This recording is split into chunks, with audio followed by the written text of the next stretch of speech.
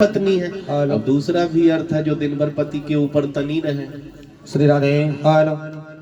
पति बेचारा अच्छा भी कर रहा है तो भी डांट, बुरा कर रहा है तो भी डांट। वो तो सुरुचि के लक्षण हो गए। मेरा मन है मैं ऐसा करूंगी ना, जो मन कहे वो नहीं खाना है, जो नियम है वो खाना है। जो मन कहे वो नहीं देखना, जो नियम है वो देखना है। मन कहे वो नहीं सुनना है, अच्छी चीजें सुननी है ना, नीति परक बातें हमें ग्रहण करनी है। और जो मन तो गंदा भी है ना। अब निर्मल मन बचा ही नहीं, कहावत सबों ने रट ली, मन चंगा कटौती में गंगा। अभी कह दो मंदिर चलना है ना जी, मन चंगा कटौती में गंगा। अरे मूर्ख, इतना कबाड़ मन में भर रखा, कहावत रटने से काम चलेगा? वो तो खाली रविदास का हुआ है बस। मन चंगा करो, कटौती में गंगा है। ना मंदिर जाने की जरूरत, ना माला जपने की जरूरत, ना कथा में जहाँ बैठो वहीं तार से तार जुड़ेगा, अवतार हो जाएगा। निर्मल मन जन सो मोहि पावा, मोहि कपट छल छिद्र न भावा। लेकिन मन, अर्जुन ने क्या कहा? 24 घंटा साथ रहते भगवान के, कुछ दिन तक रहे हैं ना। मन ही चंचलम कृष्ण प्रमाथि बलभद्रम।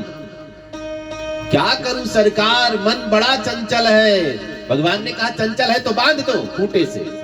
प्रमादी भी है। कई गायों को आपने देखा होगा, चंचल होती है, रस्सी में बांध दो तो खूंटे से घूमती घूमती रस्सी मोड़ देती हैं। ऐसे ही ये मन है, रस्सी मोड़ देता है। भगवान ने कहा मोटी रस्सी लगाओ, बलशाली भी है, बलभद्र, हम तोड़ डालता है ये मन रस्सी को। कैसे बस में किया जाए? भगवान ने कहा एक ही तरीका है, धीरे धीरे बस में करो। तुरंत बस में नहीं कर पाओगे, किसी को बस में करना है, धीरे धीरे धीरे धीरे धीरे बस में हो जाएगा। कलयुग के संत क्या कहते हैं? मन भटक रहा है, भागने दो, तुम भगवान में लगे रहो बस। मन भागे तो भागन दे, तू मत भाग कबीर। मन थकेगा ना भागते भागते, कहाँ आएगा? अपने घर में, शरीर में आएगा। हम अच्छे काम में लगे ही हैं, ठीक हो जाएगा। सुरुचि माता ने दूसरा विवाह कराया उत्तानपाद जी का। सुनीति माता ने सुरुचि विदाई लेकर पालकी में बैठ करके आती है। अब बड़ी महारानी स्वर्ण थाल में आरती सजा करके खड़ी है। बहन की आरती उतारूंगी, नई नई दुल्हनिया आ रही है। जैसे ही सुरुचि ने जमीन पर पांव रखा, उत्तानपाद जी से पूछने लगी ये कौन है? उत्तानपाद जी ने कहा बड़ी महारानी है मेरी। सुरुचि ने कहा मुझे वापस करो, आपने बताया नहीं आपका विवाह हुआ था। अरे देवी, तुम्हें टेंशन लेने की जरूरत नहीं, उन्होंने ही कहा है। सुरुचि ने कहा जहां सौतन है मैं रहूंगी ही नहीं। वापस जाने लगी, आरती की थाल रख करके सुनीति माता दौड़ पड़ती। क्या हुआ बहन? मुझे महल में ले जाना है तो ये ताज मेरे सिर पर रखो महारानी वाला। फट से उतार करके रख दिया। कईयों को लालच नहीं होता, ताज सिर पर रख दिया है। अब तो अंदर चलो। नहीं, आप महल में नहीं रहोगी तब तो मैं चलूंगी महल में। आप जंगल में जाओ, झोपड़ी में रहना। महारानी सुनीति बहुत रोती है। उत्तानपाद जी ने कहा मैं क्या करूं?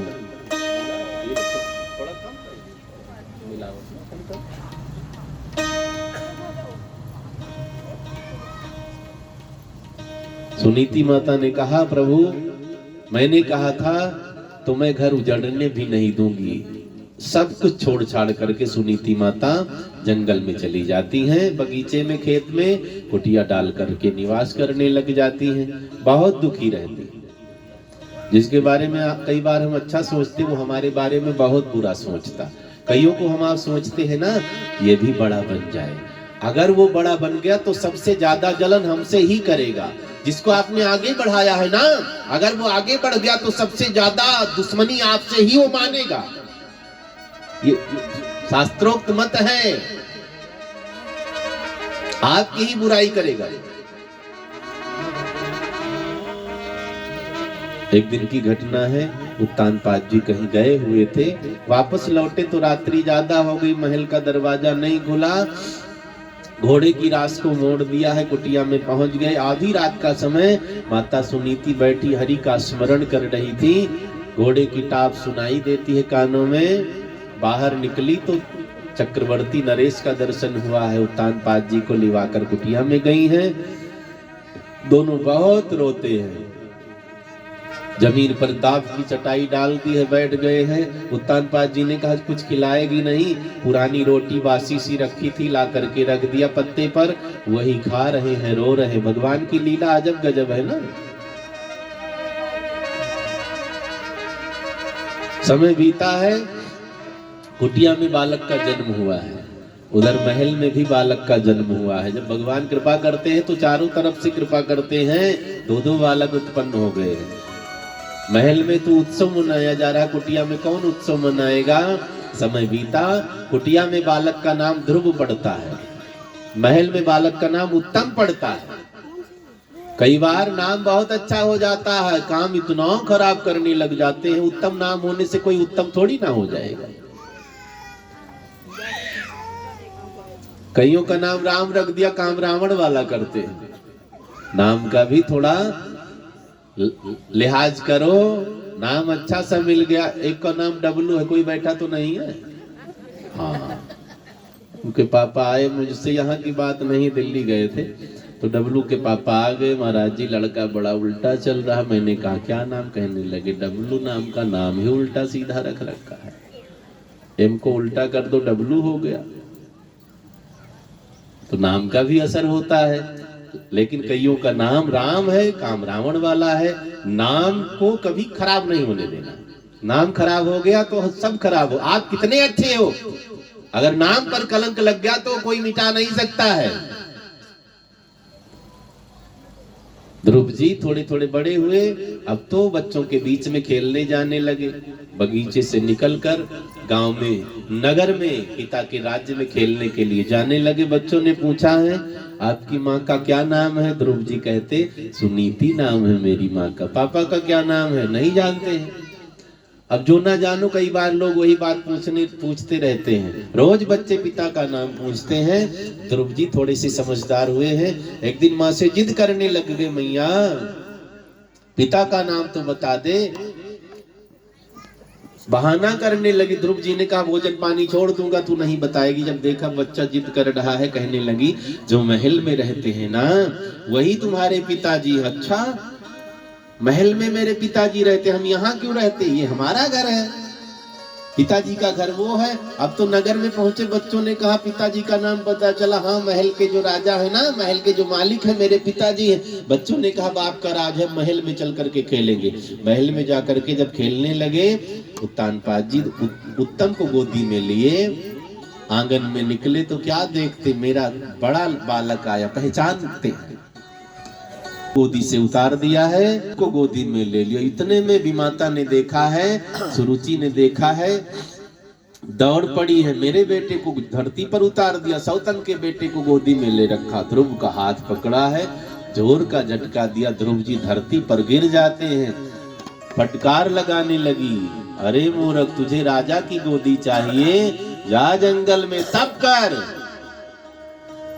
भगवान प्रकट होंगे, वरदान मांग। ये शरीर मेरा पूरा हो, वरदान दो कि मैं सुरुचि माता के गर्भ से जन्म लेऊं, तब राजा की गोदी मिलेगी। देखो इसे अपने गर्भ पर इतना घमंड है। कई बार गरीब माता के गर्भ से पैदा होने वाला भी सम्राट बन जाता है, भगवान की लीला है। अब सम्राट की माता राजा की माँ कहने लग जाए मेरे गर्भ से पैदा हुआ तब तू राजा बना है, कोई महत्वपूर्ण बात नहीं है। ध्रुव जी वहां से आते हैं, रोए जा रहे हैं, बात लग गई है। सुनीति माता ने कहा क्या हुआ? ध्रुव जी ने कहा छोटी माता ने मुझे धरती पर पटक दिया और कहा है अगर राजा की गोदी चाहिए जंगल में तब करो, भगवान प्रसन्न होंगे, प्रकट होंगे, वरदान मांगो, अगले जन्म में मैं सुरुचि माता के गर्भ से जन्म पाऊं, तब राजा की गोदी मिलेगी। आज की माताएं तो तुरंत झगड़ा भिड़ा देती, कभी न जाना, बड़ी राक्षसी है जो।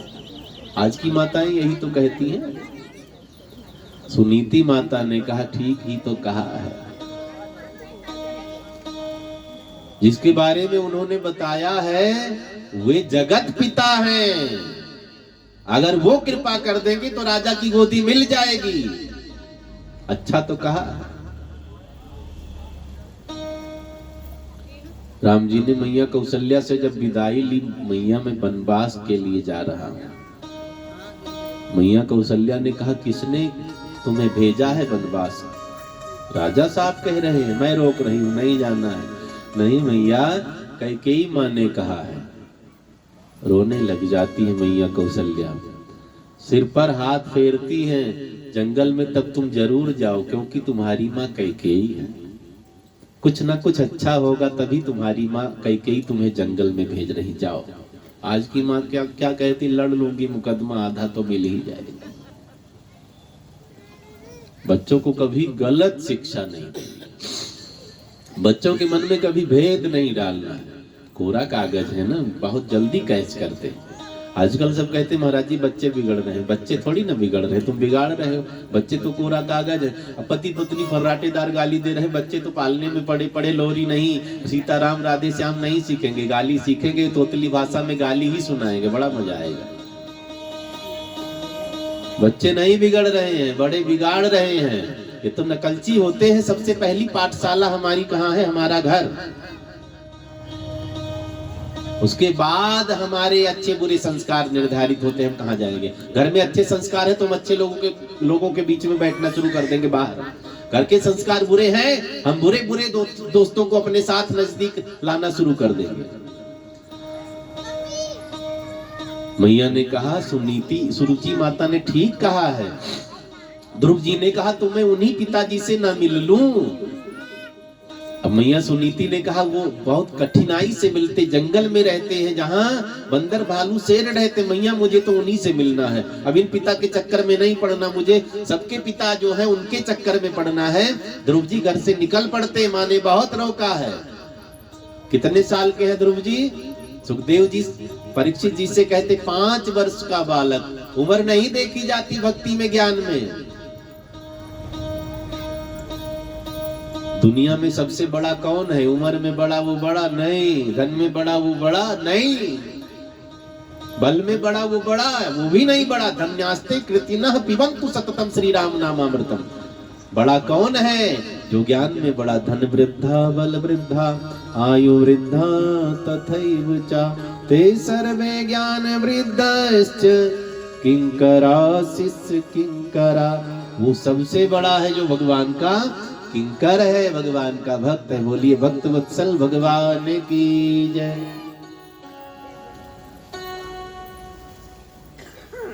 हमें भगवत किंकर मान लो, हमारा बच्चा ही भगवान का भक्त हो गया, वो श्रेष्ठ हो गया हमसे। 5 वर्ष के ध्रुव जी हैं, जंगल की राह पकड़ ली है। यहाँ 70 वर्ष के हो गए, कब्र में पांव लटकाए हैं, फिर भी कह दो नाम जप लो। नाम महाराज अभी 2-3 करोड़ और कमा लूं, बच्चों को दे दूं, और क्या करना। गधा ऐसे लोगों को देखता है तो बड़ा प्रसन्न होता, जैसे मेरा मालिक बोझा लादता रहता है जब तक मैं मर नहीं जाता हूं। ऐसे ये संसारी जीव हैं, बोझा लादते रहते हैं, लादते रहते लादते रहते लादे रहते हैं। जब मर जाते हैं तब बोझा हटता। संसार का सृष्टि का नियम क्रम बनाया गया। जब हम बोझा लादने लायक हैं, लादते रहो, तब तक आपका बेटा बड़ा हो जाएगा, उसके कंधे पर अपना बोझा लाद दो। आप नहीं लेकर चल पाओगे बोझा, क्योंकि बल घट रहा है ना, अवस्था बढ़ रही है। यही सृष्टि का क्रम बनाया गया है। जो पुरानी परंपराएं, पहले शादी जल्दी होती थी, 17-18 साल में लेटेस्ट शादी हो ही जाती थी। जब तक पिता 40 का हुआ, बच्चा 20-22 का हो लिया, 18-19 का हो लिया, अब 40 में शादी करेगी। 5-7 साल बच्चे नहीं होता, लेट हो गया ना। बुढ़ापे में कहीं बच्चा हो गया, क्या करोगे उसके लिए? इसलिए अब तो सरकारें भी उम्र बढ़ाती जा रही। कुछ दिन बाद पंचायत होगी, नहीं अब फिर 15 साल करो। ध्रुव जी जंगल की राह पकड़ लेते हैं। भगवान परेशान होने लगे, छोटा सा बालक है, कहीं कुछ हो गया तब क्या होगा। नारद जी को बुलाया, नारद जी जाओ देखो एक चेला तुम्हें दे रहा हूं। नारद जी ने कहा कहां भेज रहे? छोटा सा बालक, उसको नामदान देना है, सही रास्ता बताना है, क्योंकि भक्ति की पहली पाठशाला है सत्संग। पहली सीढ़ी पर पांव रखना है। क्या है सीढ़ी पहली? भक्ति वाली, सत्संग, गुरु का संग, संत का संग, समागम अच्छा होना चाहिए।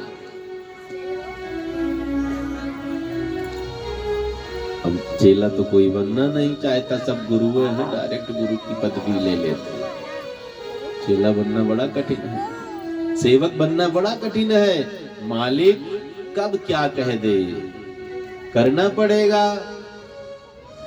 रामचरितमानस में लिखा, भरत जी ने क्या कहा? सबते सेवक धर्म कठोरा, सिर भरी जाऊं उचित असमोरा।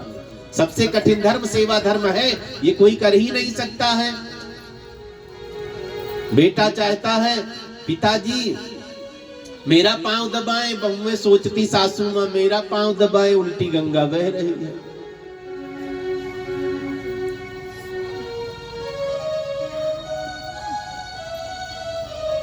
सेवा से पीछे नहीं हटना। जो जिसको भी बड़ा बनना है, सेवा की राह पकड़ ले, सेवा करते रहना, सबसे बड़े बनोगे, सबसे बड़े बनोगे। सब सेवा किसकी करनी है सब पता ही है।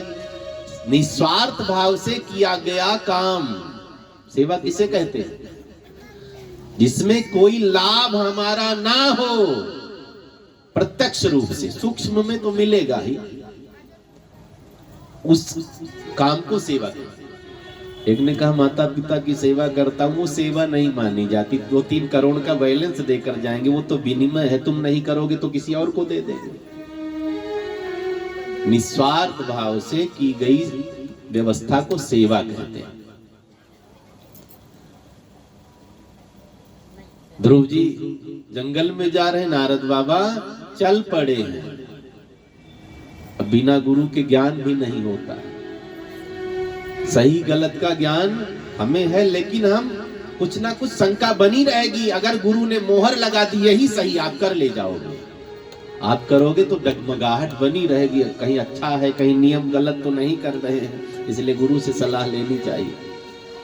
अब 2 भाई थे, बंटवारा हो गया, तो छोटा भाई बड़ा भोला था, बड़ा बहुत चालाक था। बंटवारा हो गया,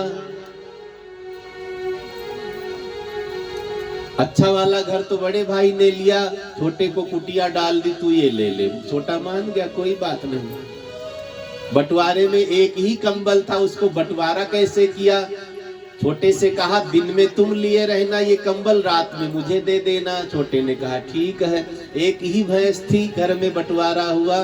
कहने लगे बड़े भैया आगे का हिस्सा तुम्हारा, पीछे का हिस्सा हमारा। छोटा भैया बोला था कोई बात नहीं। अब गजब हो गया, बेचारा दिन भर भैंस को खिलावे, आगे का हिस्सा उसका है, शाम को बड़े भैया बाल्टी रख करके भर ले दूध वाली। दिन भर कंबल छोटे भैया लिए रहे कंधे पर, रात हो जब सर्दी बढ़े तो बड़े भैया ले ले। कई महीना बीत गया, छोटा बड़ी टेंशन में। एक दिन एक महात्मा जी मिल गए, गुरु मिल गया। रो रहा था छोटा, बैठा पेड़ के नीचे, मेरे साथ तो बड़ा अन्याय हुआ। गुरु जी ने कहा बेटा क्या हुआ, सारी कहानी बताई। मैं बताता हूँ, चिंता ना करो। ये कंबल दिन भर तुम तालाब में भिगा कर रखो, ठंडे पानी में, क्योंकि दिन में तुम्हारा है ना, जो मर्जी सो करो, शाम को दे दिया करो भैया को। ठीक है। भैंस का क्या करना है? मुंह पर लाठी लाठी मारते रहो, एक दाना न खाने दो, शाम को वो बाल्टी रख कर दूह लेंगे।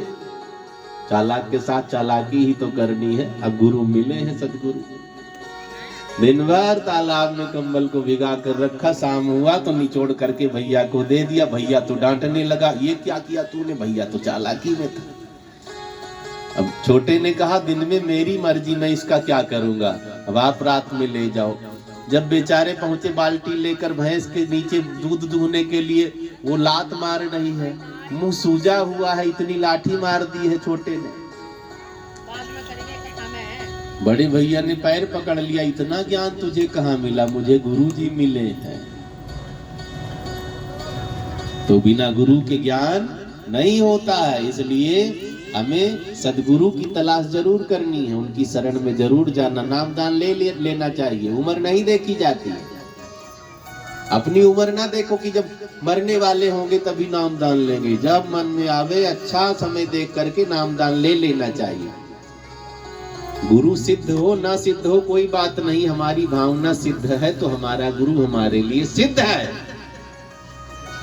तुलसीदास जी ने रामचरितमानस लिखते लिखते सबसे पहली चौपाई लिखी है, गुरु की वंदना लिखी है। बंदव गुरु पद पदुम परागा, बंदव गुरु पद पदम परागा, बंदव गुरु पद पदुम परागा, बंदव गुरु पद पदम परागा, सुरुचि सुभाष सरस अनुरागा, सुरुचि सुभाष सरस अनुरागा, बंदव गुरु पद पदुम परागा, बंदव गुरु पद पदम परागा। गुरुदेव की महिमा बताई गई है, गुरुदेव की कृपा हो जाए जथा सुवंजन अंजत्रिक साधक सिद्ध सुजान।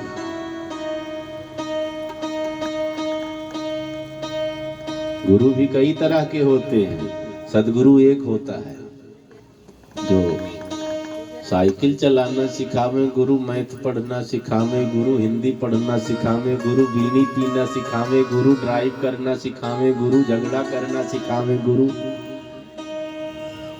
इनसे अलग होता है सदगुरु जो परमात्मा से मिलावे। सबके जीवन में दोनों की जरूरत है, जो सच्चा ज्ञान समाज का दे वे गुरु, जो परमात्मा परक बातें समझावे वो सदगुरु। अगर रास्ता खोजोगे, जीवन बहुत थोड़ा है, रास्ता खोजते खोजते निपट जाओगे, खोजने के चक्कर में ना पड़ो। महात्माओं ने मनीषियों ने रास्ता खोज रखा, उनका पीछा पकड़ लो बस। महाजनों इनका का सपन था, मनीषियों ने जो रास्ता जो पथ प्रशस्त किया है ना, हम उसी पर चलने लग जाए, खोज करने की क्या जरूरत। बहुत रिसर्च हो चुके, उसी में हम शामिल हो जाएं, काम चल जाए।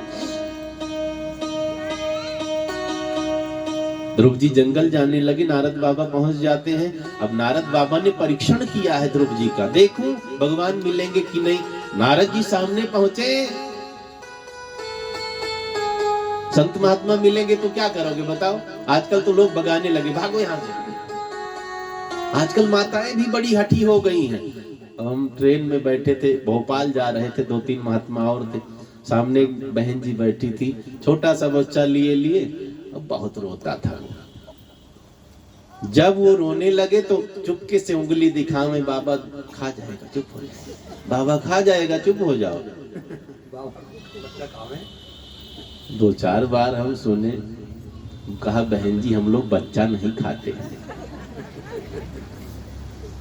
ऐसा ऐसा ज्ञान देंगे। बाबा पकड़ ले जाएगा, बाबा उठा ले जाएगा।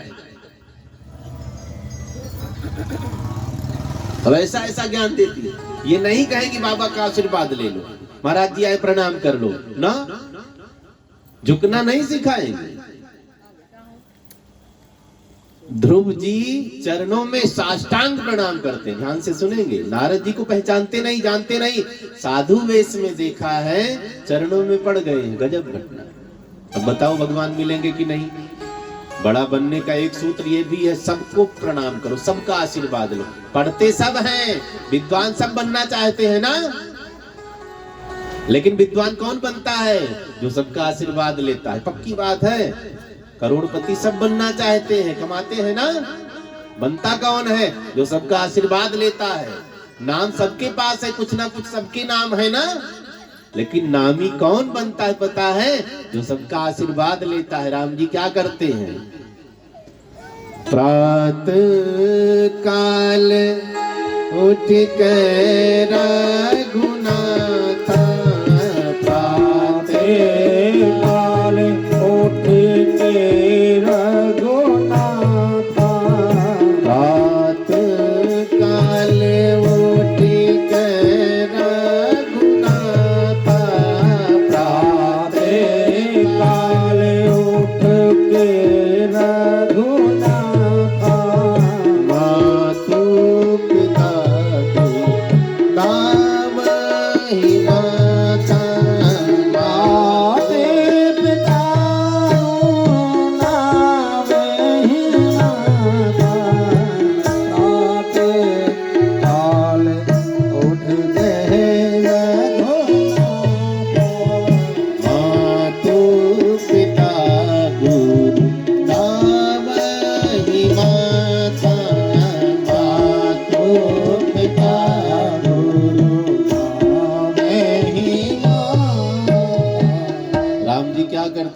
उठते ही सबसे पहले माँ को प्रणाम किया, फिर पिता को, फिर गुरु को प्रणाम किया है।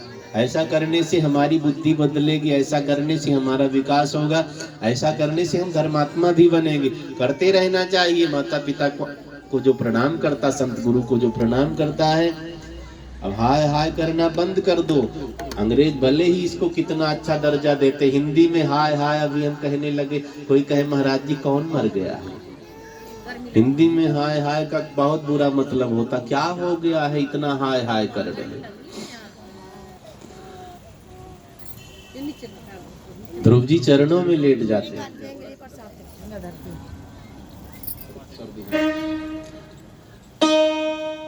ध्रुव जी ने चरणों को पकड़ लिया है। नारद जी ने उठाया, बेटा कहाँ जा रहे? ध्रुव जी ने कहा जंगल में जा रहे। क्या करने जा रहे? पिताजी से मिलने जा रहे, जो जगत के पिता हैं। नारद जी ने परीक्षण किया है, जंगल में पिताजी मिलेंगे। किसने बताया? मेरी माँ ने कहा जंगल में मिलेंगे। नारद जी हंसने लगे, पिताजी जंगल में मिलेंगे कि नहीं? बंदर भालू शेर मिलेगा, खा जाएगा। ध्रुव जी ने कहा, माँ ने कहा है पिताजी सबकी रक्षा करते हैं।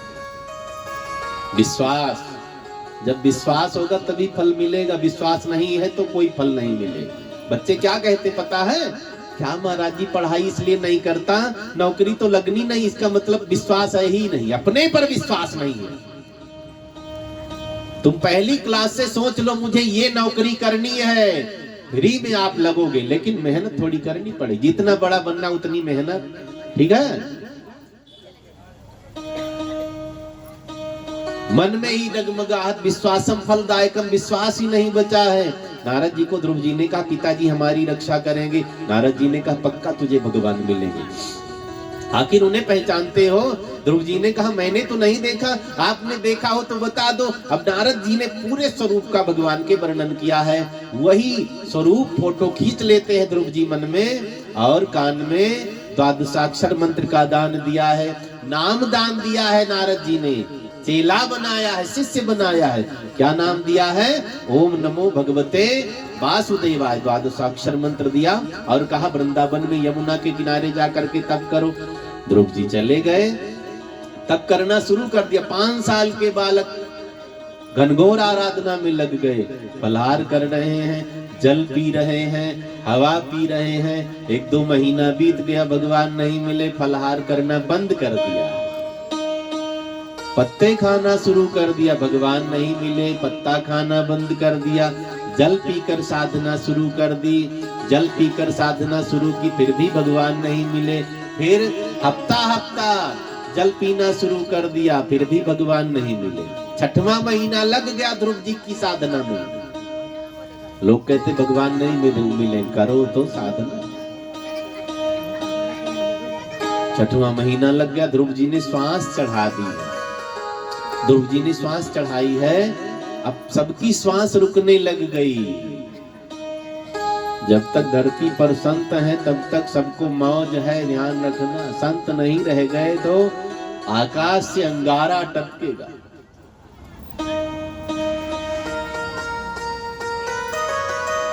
इसलिए बच्चों में समतत्व के लक्षण को जगाओ, पति में, परिवार में अच्छे आचरण को जगाओ। नारद जी दीक्षा देकर के भगवान के पास पहुंच जाते हैं। ब्रह्मादिक देवता सब के सब भगवान के पास गए। प्रभु सबकी श्वास रुक रही है, कोई राक्षस तप कर रहा है। भगवान हंसने लगे, नहीं, मेरा छोटा सा भक्त तप कर रहा है। ओम नमो भगवते वासुदेवाय। ओम नमो भगवते वासुदेवाय। ओम नमो भगवते वासुदेवाय। ओम नमो भगवते वासुदेवाय। वासुदेवाय नंद नंदन वासुदेवाय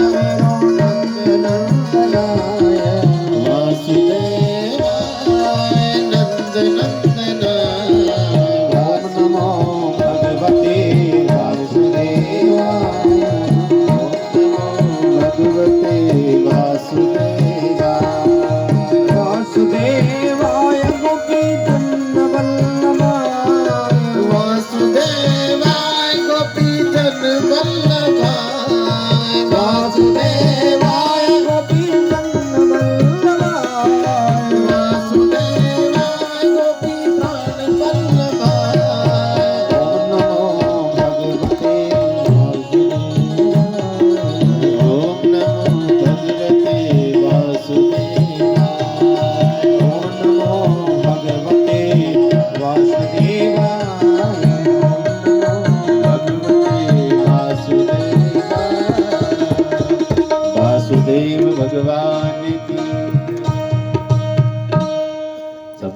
श्वास रुकने लगी, क्योंकि ध्रुव जी ने श्वास चढ़ा दी।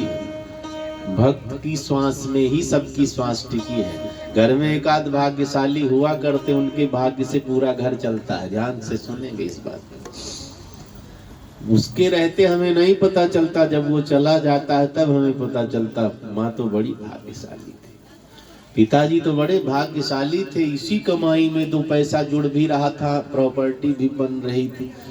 अब घट रही है तो पता चलता है बाद में।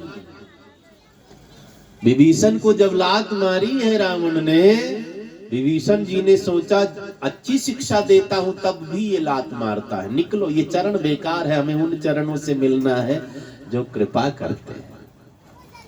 विभीषण निकले। सुंदरकांड में आपने पढ़ा होगा लाइन, हंस कहीं चला विभीषण जब ही, आयुहीन भये सब तबही। आयुहीन भय सब तबही। विभीषण ने लंका जैसे ही छोड़ी, राक्षसों की उम्र घटने लग गई। ऐसा क्या? विभीषण के नाते भगवान ने लंका को सुरक्षित कर रखा था। विभीषण का परित्याग कर दिया, संत का परित्याग कर दिया, राक्षसों की उम्र घटने लगी। ऐसे ही संत की श्वास में, भक्त की श्वास में सबकी श्वास टिकी हुई है। इसलिए हमें बढ़ चढ़ करके, जैसे हम अपने बच्चों की रक्षा करने के लिए मर मिटते हैं, अपनी प्रॉपर्टी को बचाने के लिए मर मिटते हैं, ऐसे हमें ब्राह्मण की रक्षा करनी चाहिए, गुरु की रक्षा करनी चाहिए, मंदिरों की रक्षा करनी चाहिए, गायों की रक्षा करनी चाहिए। हमें जरूर ध्यान देना इन सब चीजों पर। अगर हमारे यहाँ कोई ब्राह्मण पर कष्ट आ रहा है, मिलकर थोड़ा थोड़ा ही लग के पार करवा देना चाहिए। गायों को है कोई मार पीट रहा, सुविधा नहीं है, 2-4 लोग मिलकर के सुविधा बनाओ, व्यवस्थित करो। भगवान ने अवतार लिया है, कारण क्या है? विप्रधेनु सुर संत हितलीन मनुज अवतार। परमात्मा का अवतार मुख्य 4 कारण है। पहला विप्र, ब्राह्मणों के लिए भगवान आए हैं। ऐसा क्या? हम सबको भी यही सोचना, हम सब क्यों आए हैं? ब्राह्मणों की रक्षा के लिए। अगर ब्राह्मण नहीं रह जाएंगे, वेद कौन सुनाएगा? ब्राह्मण नहीं रह जाएंगे, मुक्ति कौन करवाएगा? पिंडदान तर्पण कौन करवाएगा? वेद कौन सुनाएगा? तब तो कुरान सुनना पड़ेगा, बाइबल सुनना पड़ेगा। मजा आएगा? नहीं आएगा ना।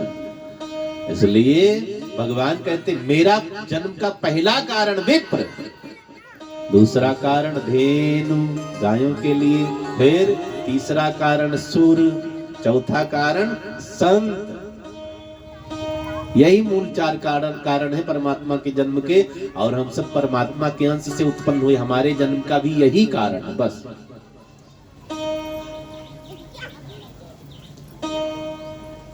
ध्रुव जी ने 6 महीने तक किया है।